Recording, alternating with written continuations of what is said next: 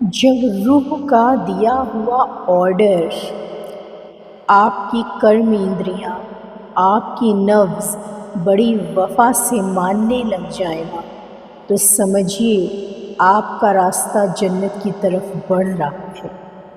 مگر دھیان رکھیے گا روح کس طرح کا آرڈر دے رہی ہے۔ یہ روح ہی ہوتی ہے، دو طریقے کی ہوتی ہے نا، جنہیں کہا جاتا ہے اچھی روحیں اور کچھ بری روحیں، نیک روحیں اور بری روحیں، پنیہ آتمائیں اور پاپ آتمائیں دو ہوتی ہیں نا۔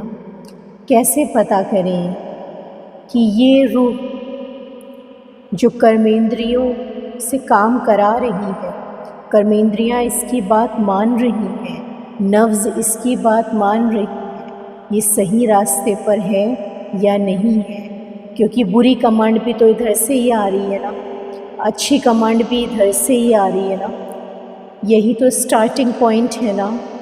بس ایک چیز دیکھنی ہے، وہ ان کی ہدایت، ان کی مریادہ، ان کی شریمت کے اندر ہے یا نہیں۔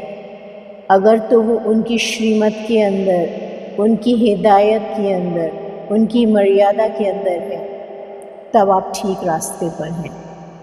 مگر اگر وہ اس سے باہر ہے تو آپ وہی سیتا ہیں جو لکشمن ریکھا پار کر رہی۔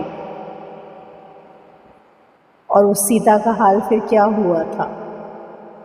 باتیں بہت خوبصورت لکھی ہوئی ہیں ہر جگہ پر، کہیں سے بھی آپ کچھ اٹھا لیں، کسی بھی شاستر سے آپ اٹھا لیں، آپ کو باتیں بہت بہترین ملیں گی، کیونکہ سب نے روح کو سدھارنے کے لیے ہی کوشش کی نا۔ کیونکہ روح ہی آئی ہے، روح ہی واپس جائے گی، اور جنت اور ستیگ میں صرف وہی جا سکتے ہیں جنہوں نے اپنی روح پہ راج کرنا شروع کر دیا، بے قابو نہ ہوئے۔ جنت سے نیچے درجے پہ کیوں آ جاتے ہیں؟ کیونکہ ہماری کرم اندریاں اور نفس جو ہے وہ بے قابو ہو جاتی ہے، ایک راجیہ کے بجائے انیک راجیہ ہو جاتے ہیں۔